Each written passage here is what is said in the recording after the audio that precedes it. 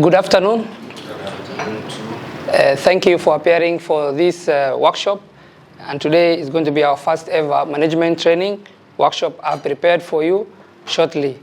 And I would like to take this opportunity to thank you, all my dear teams. The theme of the meeting is Leading for Growth, Aligning Leadership with Vision and Mission. Thank you. The first objective is align the school leaders with organizational vision and mission. As a leader, this is my key objective. Second is the strengthening of management, leadership, skills. From this, at least you'll have learned something.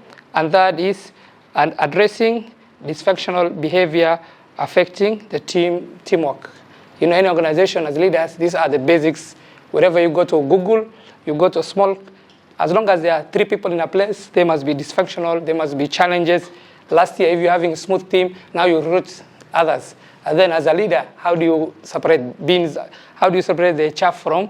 It's up to you now. That's supposed. And lastly, set clear goals accommodating for the school growth. After all these challenges, we must be growing. I think the first key element is vision and mission alignment session. Yes, leading with purpose. First of all, as you know, my name is Mr. Mohammed. We were together for at least some time. The least teachers or management team, I think we are with them with 1 year. We had a vision. I mostly share with my old staff who know me, but the new ones, maybe you may hear. I do have, as a leader, and any organization, whether it's from Elon Musk to someone who's running a small company, everything must be based on a vision.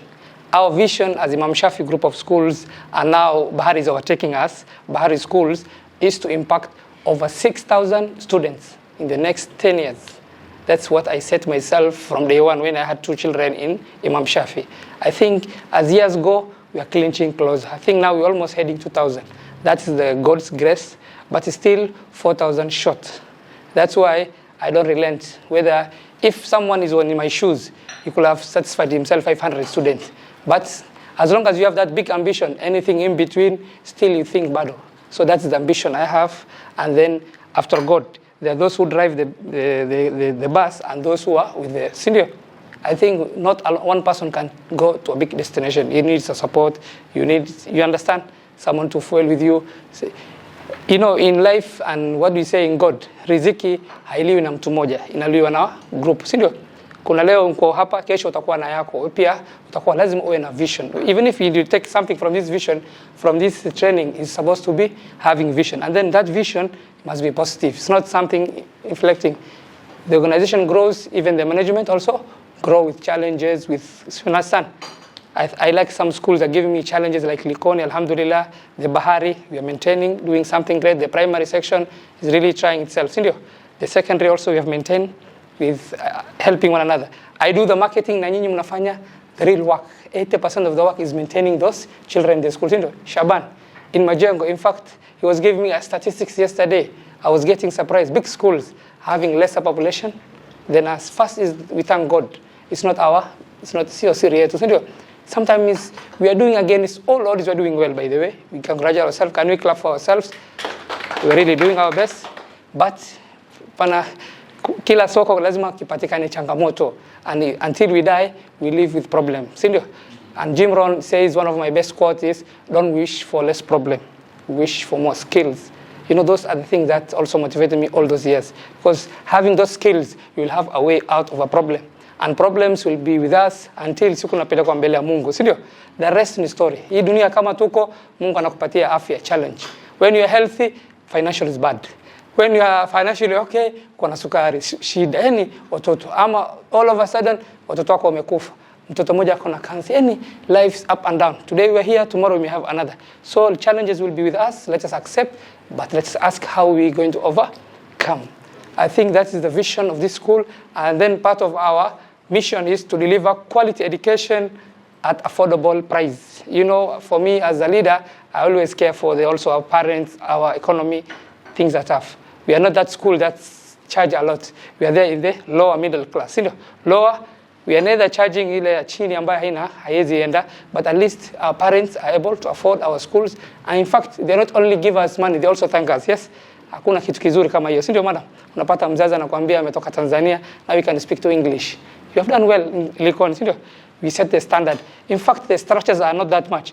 Now people believe brands. And that's why also I'm out to build this also brand so that we share our stories. Like Changamwe, this year we're having plans for you.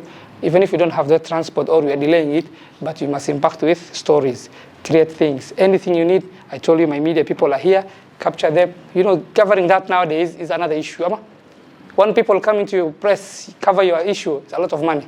But since we're in housing, we utilize it. And then we're ahead of other schools. After God, is because of, I think, media. See, no, whoever stayed with us can understand. There's a correlation. Imagine other schools are not doing. And they're not, they're just waiting for 5 people to come. Nowadays, you look for them. The parents' eyeballs are social media. They're everywhere, even not in the media. So I think with the power of storytelling, we're able to reach a lot. The first session, we said vision and mission alignment. Yes, mission defines how we achieve our daily, weekly. The vision is the bigger picture, and the vision is your daily, weekly. So kuna hizo goals uko nazo as a teacher, those are what we define. Yes, thank you. So how do we connect leadership to vision? So every decision, policy, and action should reflect the vision and the principle of head teachers influence enrollment and academic performance and the school environment. So connecting the leadership with vision, I think something is out of context unaweza toa, but something is not aligning with the school vision. Our school vision, every school is to grow the numbers. We have every school, I always set a goal.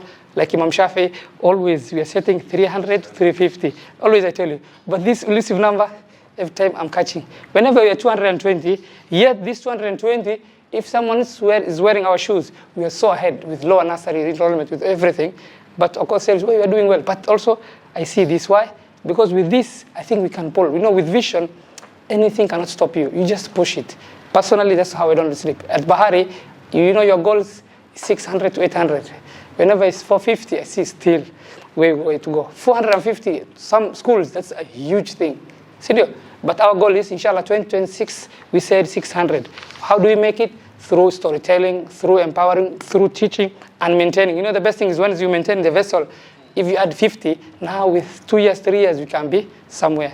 The same, we have the best structures in Likoni. Now we already purchased a van. I think that's a good news for the Likoni because the positive pressure is there. So, Mr. Ndekwa, sorry leo nimetoboa, sio? Mekasirika. Haina shida. Anajua, but we'll discuss later. No, because they are lucky because Likoni is overwhelming. Since they are in the neighborhood, I think theirs is in fact the parents are requesting because of the bulging number of the transport users. It was by the way. So by lucky imekuja. Shule yake hata in fact is not even the radars. Unajua? So Mr. Ndekwa, don't take it personal. It's just because of Likoni. Yes, we have it. So from Monday it will operate. You have seen it, ndio? So Mr. Shaban will Sunday atashughulika, itahitaji kidogo touch-ups. It's a small van, inshallah. But yours is the pipeline. We're looking for a better one, very one, because we don't want something to break down. But Likoni they can support because of those parents are there. Almost the bus is over, going 3 to 4 trips. So it's economical. At the same time, the schools are near. So I think in terms of distance, I think they are complementing each other. And it will have impact. Then now the next element will be you. Sawa, mister? Yes, sir. I think that is the vision. Everyone, God gives a talent. Yes, that is it. Thank you for that session. We are rushing, but we're supposed to be writing those things, but at least we have summarized.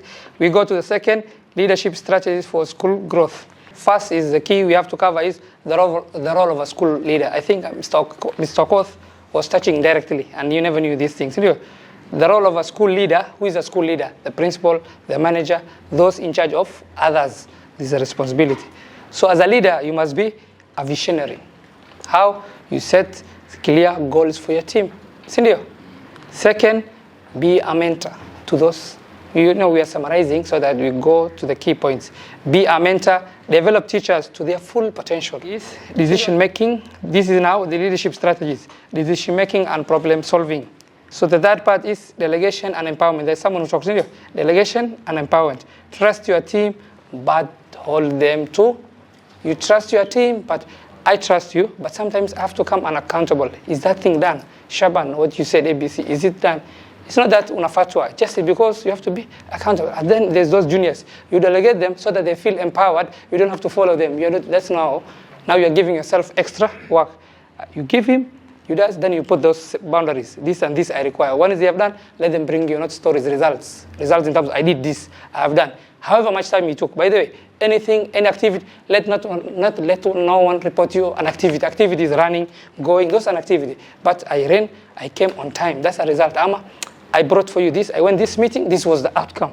Now that is the result. However, imenyeshewa pikipiki imeanguka barabarani ama kidogo sijui ilipata pancha, those are stories. Have you went or not? Sindio? Those are the results. I think that is, and the last part on this session is time management. Those are the strategies. Time management. Prioritize what matters. Prioritize what matters. For a school, your teachers' attendance is important. Your students' attendance. Senior, because they are also involving. Okay? So students' outcomes, teachers' performance, parents' engagement, those are what to consider. Alhamdulillah, the meeting went all well. All participants from across all our schools, sister schools, came today together here. And the first session we had our accountants and management team. So we exchanged ideas. I really learned a lot from the interaction, the arguments. I like debated arguments so that every intellectual person has his own idea. So those ideas coming together, I think we gain a lot and we have exchanged a lot. And my team members, inshallah, once they go back to their working stations, they're going to impact their fellow. In fact, our accountants are the nerve center of our schools. They are really done a lot in terms of pushing the income collections, which are the oxygen of the business, which is running, alhamdulillah. So I think once they go back, they will incorporate whatever we want so that our schools are working harmoniously.